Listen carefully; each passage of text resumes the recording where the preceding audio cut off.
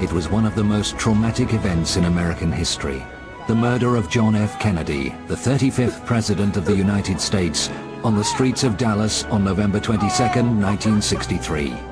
If the presidency of the United States is being decided by bullets fired from rifles rather than ballots cast by citizens, we have indeed been taken over by a whole new form of government. A growing majority of Americans refuse to accept the official version of events, that a lone assassin murdered their president. Those of us who want the truth, want to really learn what happened here, keep asking these questions, because it tells a lot about ourselves, about our values, and ultimately the direction of our country. New information about Kennedy's murder continues to emerge, confirming that the truth has been withheld from the American people. We're very lucky that there at least are people who individually have now convinced the vast majority against the mainstream media that the Warren Commission got it wrong.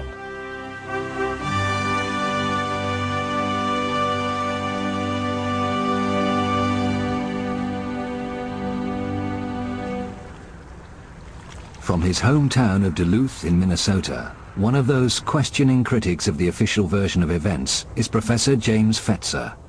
The resurgence of interest in the death of JFK had repercussions when Congress passed the JFK Records Act in 1992 that created a 5-civilian-member board entrusted with the responsibility to review and declassify documents that were held by the CIA, the Secret Service, the Office of Naval Intelligence, and so forth. We know from its own report that it had some significant failures. For example, and the Secret Service, which deliberately destroyed motorcade records that would have revealed that the motorcade in Dallas was a travesty, a violation of at least 15 different Secret Service policies for presidential protection. This behavior on their part raises the most serious and disturbing questions about their complicity in the entire affair. From the moment he arrived in Dallas, the president's protection was suspect, according to Vince Palomara, a Secret Service expert. There was last-minute changes invoked by the Secret Service involving President Kennedy's security. Specifically, agents were told not to ride on or near the rear of the limousine. Now, these orders were funneled from the Assistant Special Agent in charge of the White House detail, who was the planner of the Texas trip, Floyd Boring, to one of his assistants, a shift leader by the name of Emory Roberts, who was in charge of the follow-up car. You can see an agent, Henry Ribka, doing his normal duty, jogging besides the limousine, when in the follow-up car, you can see Emory Roberts stand up and wave him back, and you can see a very perplexed Agent Ribka waving his arms in the air several times in seeming disgust. There was another last-minute change made at Love Field, invoked by the Secret Service. The Dallas Police Department motorcycle outriders were told not to be beside the car. It went from 4 to 6 down to a measly 2 riders on each side. And to add insult to injury, they were pushed further back in the motorcade by those agents not being by the car, by those motorcycle officers not being in their position. It opened up President Kennedy to a field of fire from in front and from the rear. In the months before the trip to Texas, there had been a growing number of threats against the president's life. Despite the increase in conspiratorial activity in the month of November 1963, in the apparent red alert the Secret Service appears to be under in response to this activity, the agency acts in the opposite fashion and actually reduces the security and acts like no threats on the president's life are occurring. Why?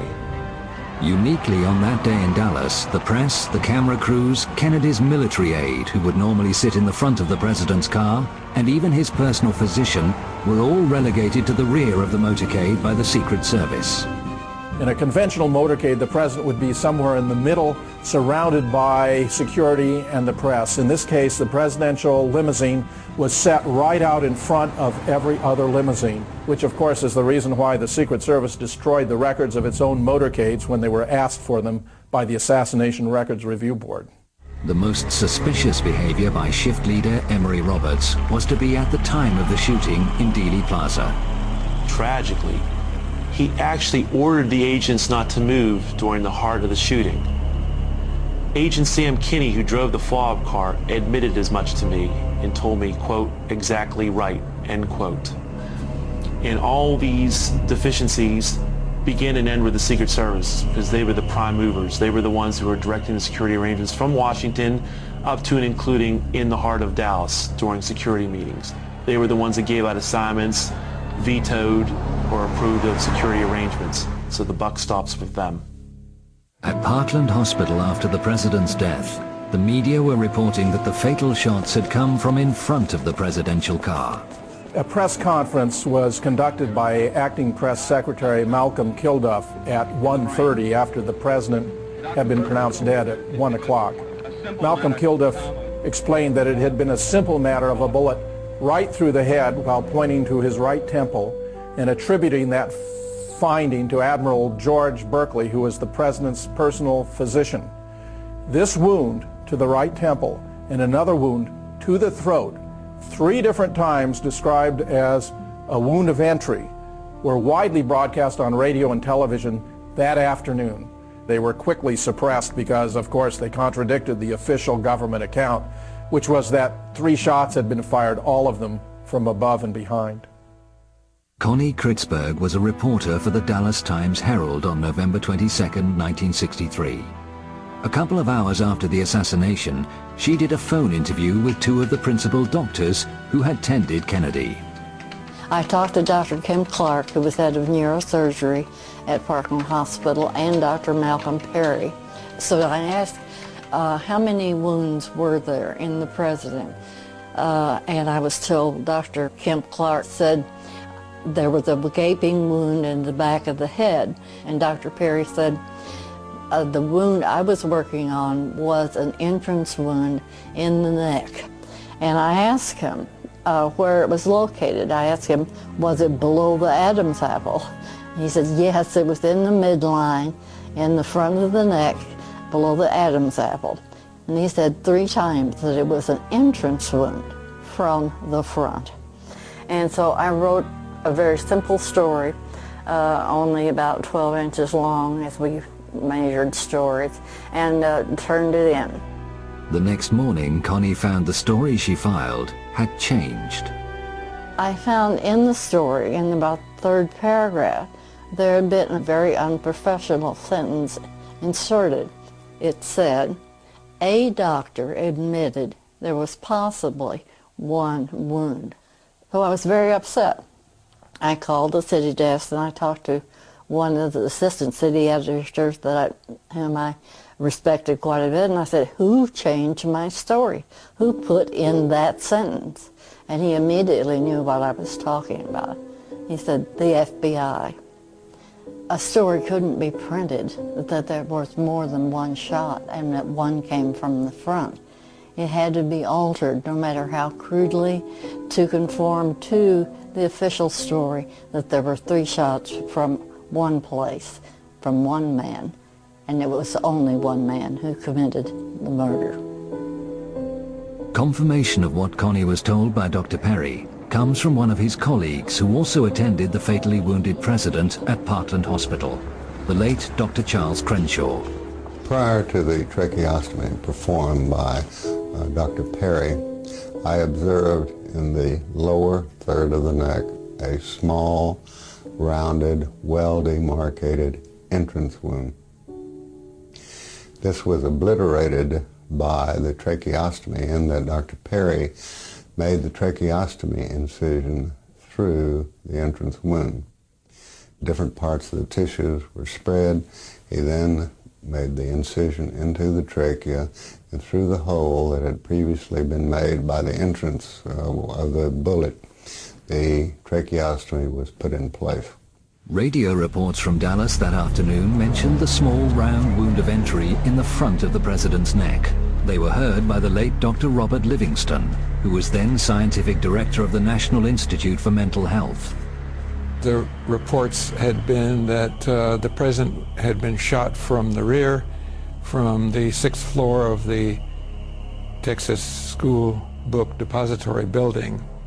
And the evidence at hand from the Parkland Hospital doctors of a small, neat wound in the neck was contradictory to that, or at least complementary to that, in the sense that it required that there be a shot from in front, so that if he were shot from the rear, he was also being shot at the same time from in front. So I wanted to tell whoever was going to do the autopsy about that, and so I telephoned Bethesda Naval Hospital. The officer of the day I knew, and he put me quickly through to Dr. James Humes, who was going to head the autopsy team. He was very cordial, and we had a good conversation, brief. He had not heard about the neck wound. I told him that it was important because it was a wound of entrance, and I told him that it should be explored completely for its track and to find any bullet or fragments of bullets that would remain, and particularly emphasized that it had to be a frontal wound since there was no tearing of the tissues. He left the telephone momentarily and came back and said, "Dr. Livingston, I'm sorry I can't continue this conversation. The FBI won't let me." Humes later claimed he only learnt about that bullet wound after the autopsy from one of the Dallas doctors. He never examined it. I'm absolutely certain about that telephone call. I'm sure that Dr. Humes got a clear impression from me about the neck wound representing a wound of entrance. Further corroboration of a shot fired from in front of Kennedy's car came from the late Dr. Evalia Glanges in her only filmed interview. She was no stranger to guns. I've been handling a gun since I was a child. Couldn't even hold the gun. I had to put it on the fence in order to shoot it. Paul! On the morning of November the 22nd, 1963, I was a second-year medical student at Southwestern Medical University in Dallas, Texas. We ran around the side of the building to the emergency room exit, and the presidential limousine was there. Had been standing there for some time just watching the back of the emergency room when I realized that there was a bullet hole in the windshield. Talked to my friend next to me and said, "Look, there's a bullet hole in the windshield," and pointed it out to them. At the time, I did not know any of the details of the shooting. I was quite shocked when I looked up and saw the bullet hole, but it was very clear. It was a through and through bullet hole through the windshield of the car from the front to the back. I don't believe there's even any cracks associated with that bullet hole. It seemed like a high velocity bullet that had penetrated from front to back in that glass pane. At which point a security officer of some type raced forward and jumped in the limousine and drove it off even as I was leaning against it to an area back of us somewhere. And that was the last time I saw the limousine. The Secret Service made certain no authority in Dallas had an opportunity to examine the bullet damage to Kennedy's car. The Secret Service also usurped Dallas authority and removed the Kennedy limousine from Parkland Hospital and flew that limousine back to Washington, D.C. For over a decade, researcher Doug Weldon, a professor of criminal justice and an attorney, has studied Kennedy's limousine and what happened to it in the hours after the assassination. Just as the president's body in an autopsy could have given us many answers, a thorough study of that limousine at that time without evidence being tampered with would also have given us many important answers as to what really happened. But on arrival in Washington, damage to the limousine was noted.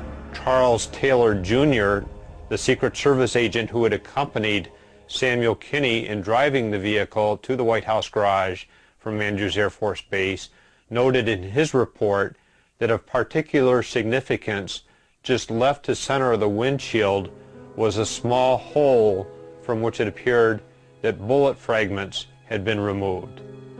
Nick Principe, a United States Police Park officer, also had an opportunity to take a look at the vehicle while it was in the White House garage. He noted that there was a small hole in the windshield, and based upon his many years of experience as a police officer, he noted that that hole had been caused by a bullet. Over the ensuing days, the car was scrutinized in the White House garage by a number of people. But one day was different.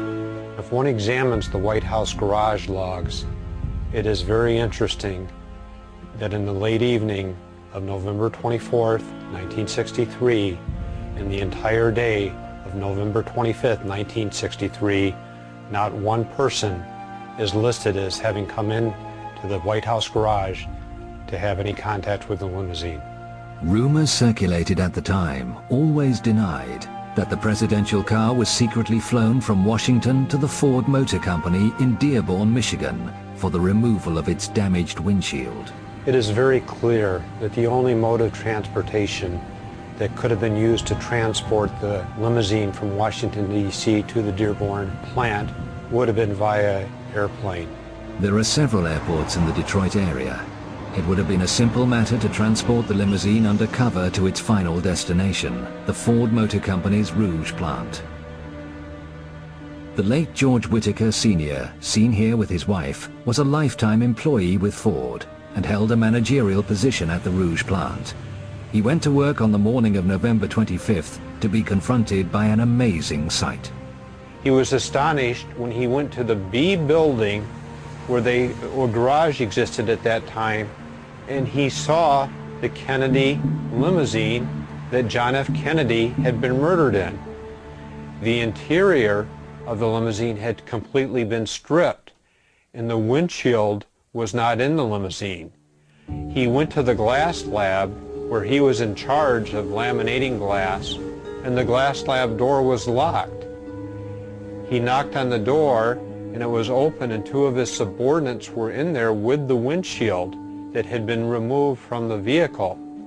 They were under orders to take that windshield and use it as a template in making a new windshield. But what fascinated him, and which he discussed with his family and no one else until he spoke with me, was that he saw a hole in the windshield. It was a good, clean bullet hole right straight through in the front. Right. This had a clean, round hole in the front and fragmentized along the back. Mr. Whitaker had 30 years of experience working with glass and had seen many tests performed on glass, including tests performed with firearms. He described that hole as being in the same location that Charles Taylor Jr. of the Secret Service had described the hole in his report. And of course, without knowing that anybody had observed it before then, but he also was absolutely 100% convinced that that shot had to emanate from the front of the Kennedy limousine, thus indicating that a shot had been fired from the front, to his mind, to 100% certainty. I asked him what had happened to the original windshield. His answer to me was, "We scrapped it." I said, "You destroyed it?" And he says, "That's right. Our orders were to scrap that windshield." After George Whitaker died in 2001, this statement was found amongst his possessions, reaffirming for future generations exactly what he had told Doug Weldon 8 years previously. This document was discovered, and for me, it gave the final stamp of approval that what he told me on that August day in 1993 was in fact the truth of what really happened. One of the assassination's most significant smoking guns, indicating both a conspiracy and a cover-up, is kept here.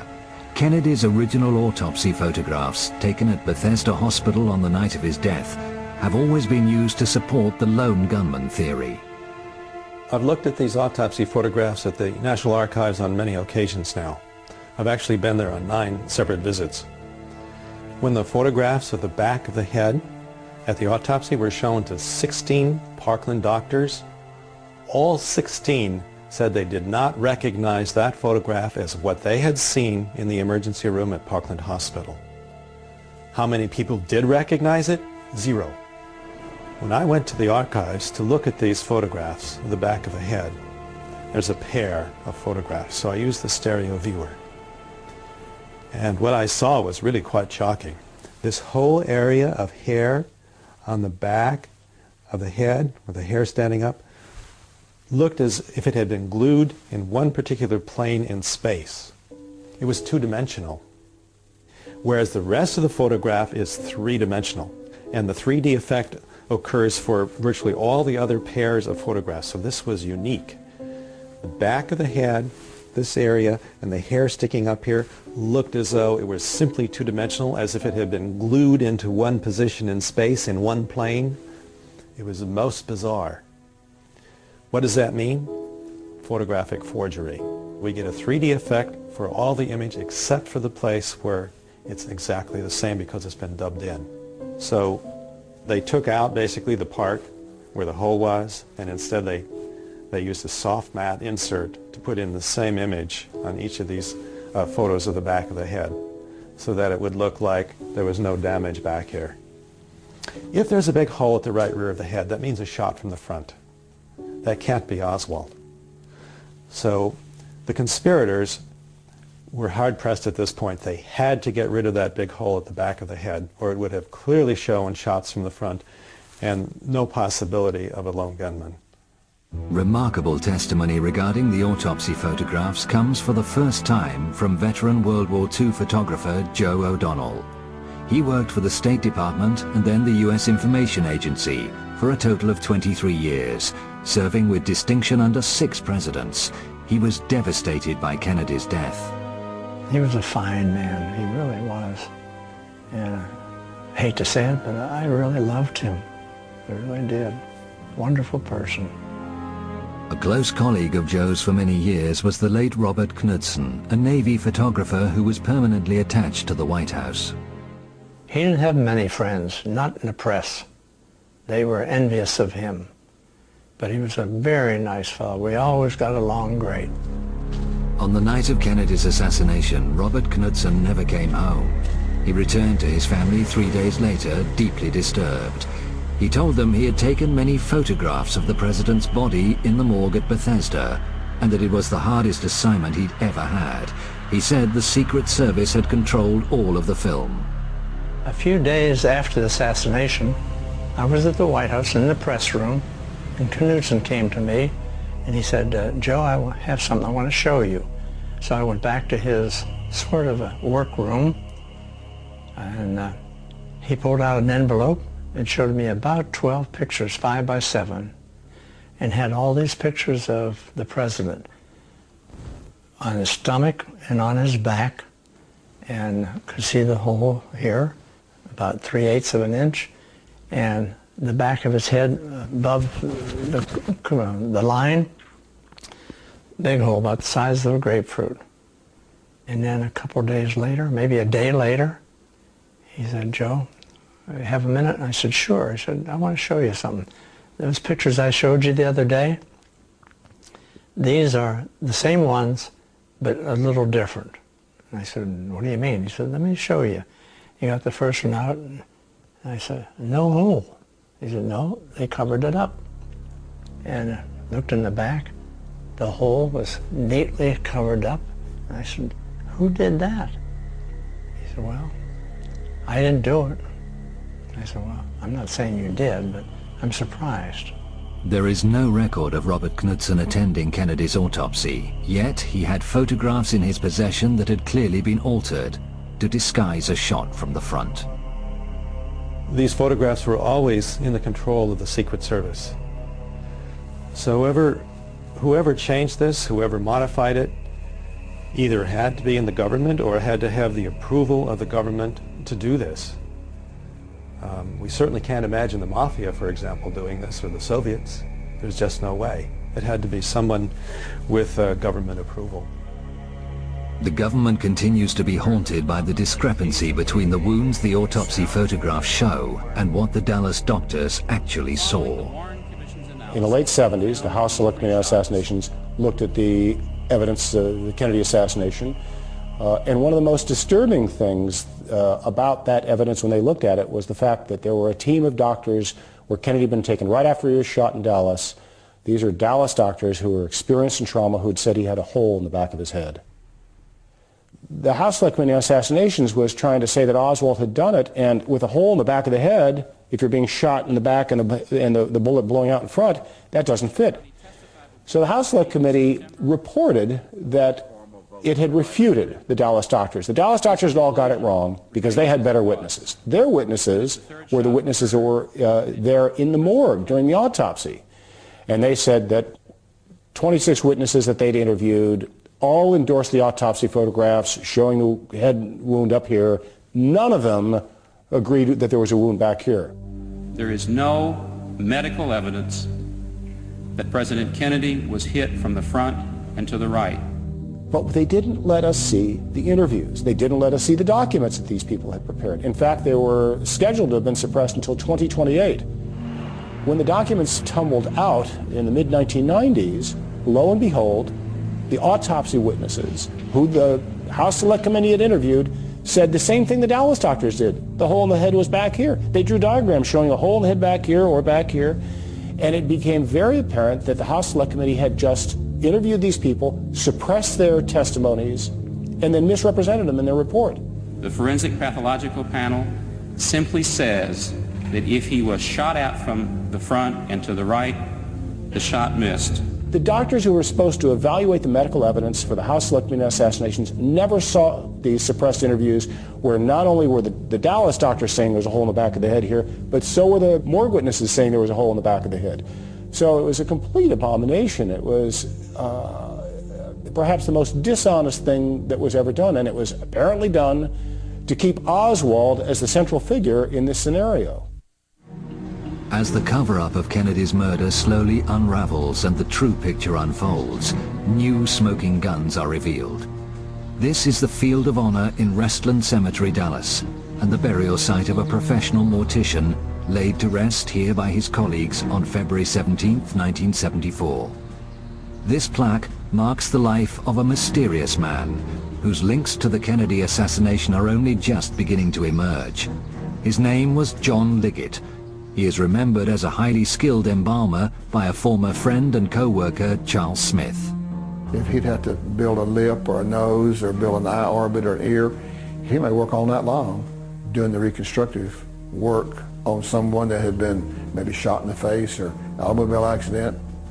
He was the best. He would tell you he was the best. And when he finished it, he wanted the family to tell him he was the best. Popular with his colleagues, he also had a secret life. There'd be days when John would call and say, I need to miss tonight, or I'm not going to be there. Or this happened quite a bit, that we didn't know where John was, and I don't know that management knew where he was. He would just call in and say, I need off. Never discussed where he was, and we didn't ask. A lot of fellow workers would wonder, why can he be gone 2 or 3 weeks, come right back in so easy? And we felt like if we were gone for 2 or 3 weeks, so there's no use in coming back.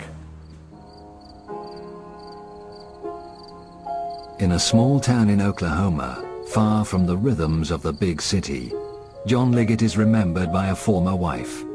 Lois married him in Dallas after a whirlwind romance only 3 months before Kennedy's assassination. John was a very charming person, and I found him to be very attentive and considerate and very, very sweet to me. I loved him. I fell in love with him. John came into our lives less than a year after our own father, Charles Godwin, had been killed in a private plane crash. And John was not real welcome by my 2 older sisters and my brother and myself. We were a family. And he had a ready-made cover, and that's what I've always thought, is that we were a convenient cover for a man who needed that. On the day of the assassination, John was with Lois at Restland, attending the funeral service of her late aunt. He was suddenly called from the graveside. John went to the office and came back very shortly and explained to me that the President of the United States had been shot and that he was called to go to Parkland Hospital. I went home after the funeral, and it was about 2 o'clock in the afternoon, and John called me from Parkland. I could hear the confusion in the background, and I asked him what was going on. He said, the President has died. And I said, well, did Restland get the job? And he said, no, some other funeral home got the job. but he said, I've got a lot of work to do. Don't try to call me. I'll call you as soon as I can. And it was about 24 hours before I heard from him. He came home and he walked in the door, and when I saw him, he physically looked like he had really been through a very traumatic experience. His clothes were disarrayed, and that was so out of character for him. He was obviously tired, very exhausted, but agitated and hyped, and informed my mother that we would be leaving town, that we had to get out of town. I said, where are we going? And he said, we're going to get out of town for a while until all of this blows over.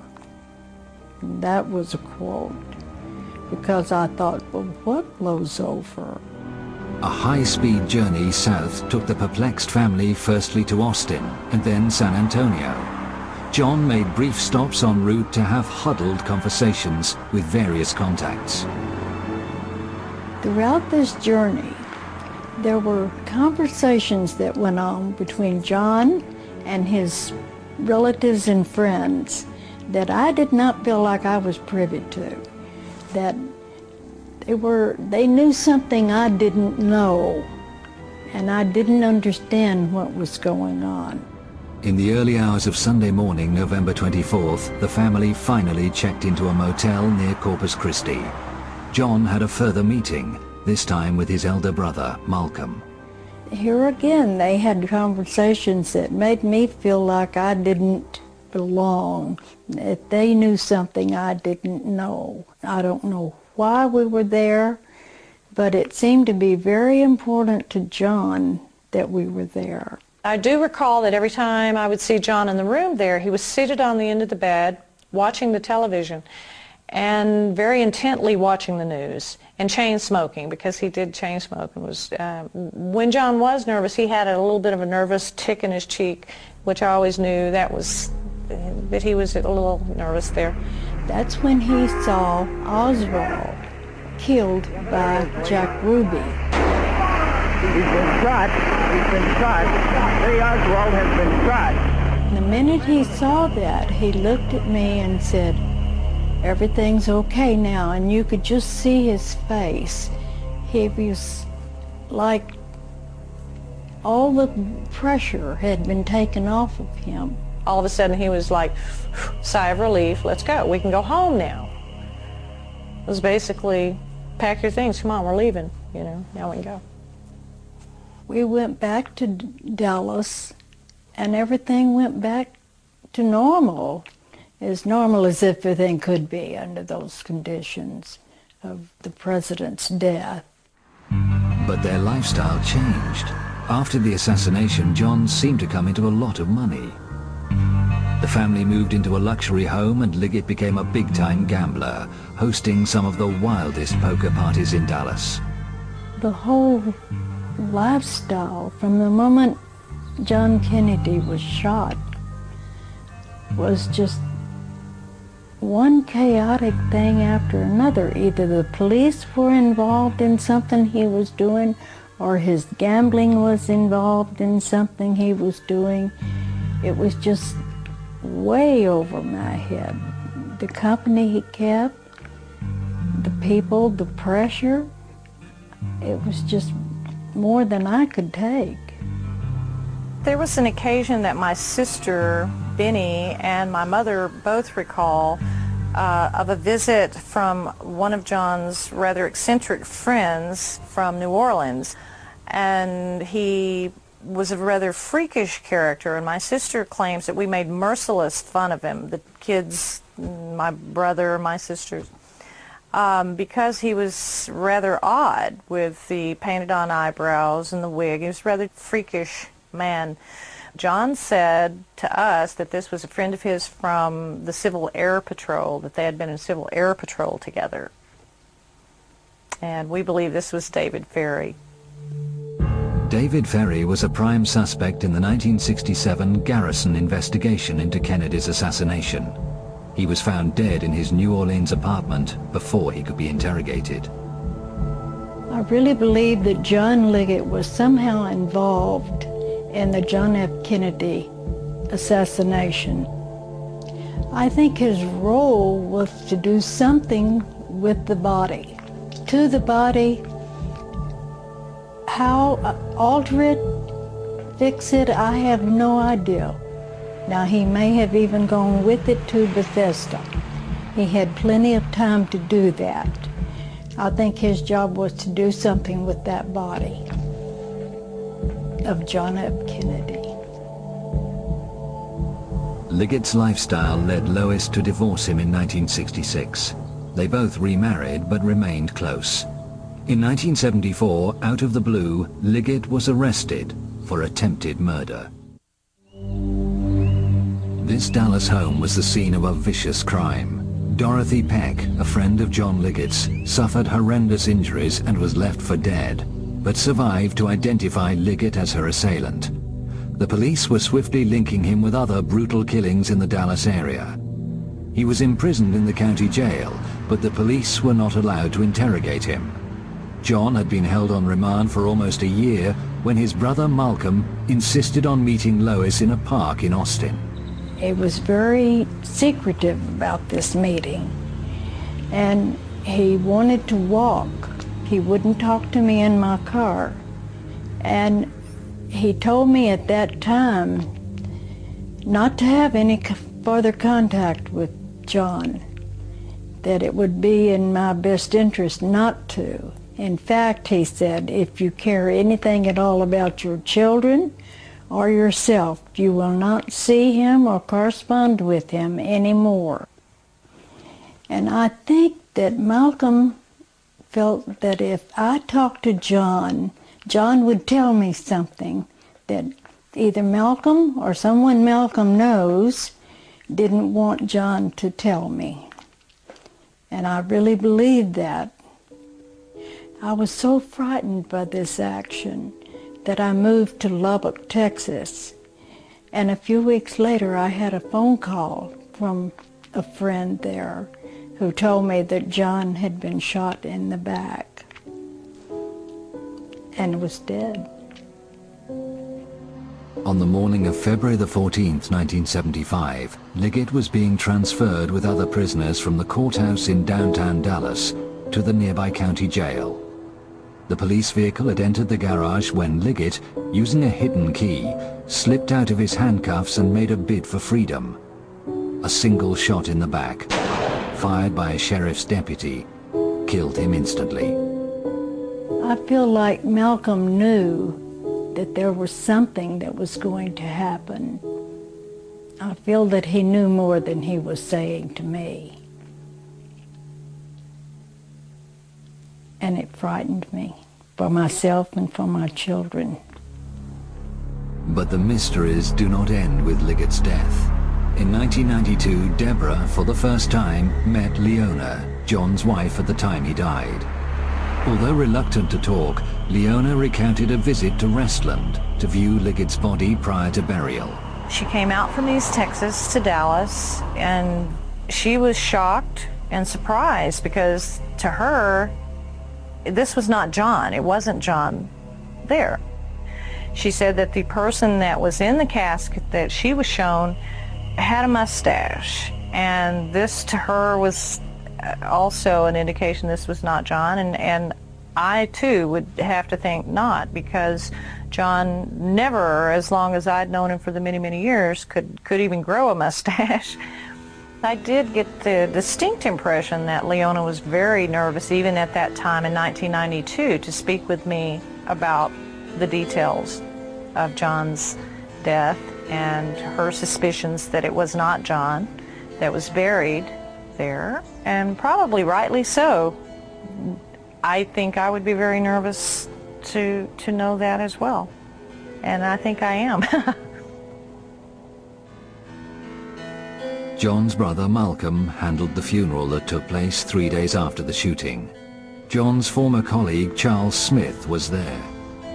There's no doubt the person that we handled the funeral for, the person that we embalmed, the person that I helped dress and we put in a casket and handled the funeral service for, that was John Melvin Liggett. That was a John Liggett that we knew for several years prior to this incident happening. But the story does not end there. After his divorce from Lois, John worked in Las Vegas for 3 years as a dealer. He had close contacts there. Recently, Lois was on vacation in Vegas with her grandchildren when she had the most extraordinary experience. We were in a casino, and I saw someone that looked exactly like John Liggett. And he turned around and looked at me and heard me call one of my grandchildren's names. And when I did, he looked at her, and he looked back toward one of the people that worked with him, turning his back to me, and said something to him about me because he pointed back of himself toward me. But we didn't stay around to find out if that was John or not. I was pretty shaken by it. I really felt like from the back of his head, and when he turned around and faced me, I thought it was John Liggett. So it wouldn't surprise me a bit in the world if he were in Vegas. In fact, that's the most logical place I can think of that he would be. Lois and Deborah's suspicions about John Liggett's ties to the assassination are reinforced by a photograph that has emerged in recent times. It was taken at Jack Ruby's Dallas nightclub, The Carousel, prior to the assassination and Ruby's shooting of Oswald. Obviously, one would recognize Jack Ruby. Immediately to his right is John Liggett's brother, Malcolm Liggett. His wife, Suzanne, the blonde, to his right. We met her several occasions that she was at our home. The last I recall seeing Malcolm Liggett was at my mother's residence in Dallas, and this was at the time that John was still in jail in Dallas. The woman with the dark hair and the black dress in the center of the photograph is Iris Campbell. Not at the time of this photograph, but years later my mother met Iris when they were living in West Texas out in Lubbock. My mother was a member of the Episcopal Church, St. Paul's there in Lubbock, and Iris came in one day and had expressed an interest in becoming an Episcopalian and joining the church. And she and my mother became very dear friends, and later also became my daughter's godmother. For a few years there, she was in and out, in close contact with my mother, came and visited frequently, and then disappeared, basically just disappeared. And I've not seen Iris Campbell, and neither has my mother, for many, many years. She just kind of faded out. Prior to seeing this photograph, I was unaware of any connection between the people that I do know and Jack Ruby. And it does put them in context then as acquaintances of Jack Ruby's. I really think that maybe John had something to do with government business. I really believe his death had something to do with the John F. Kennedy connection.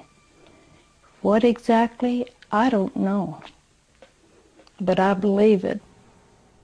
Much may still remain obscure, and many questions wait an answer.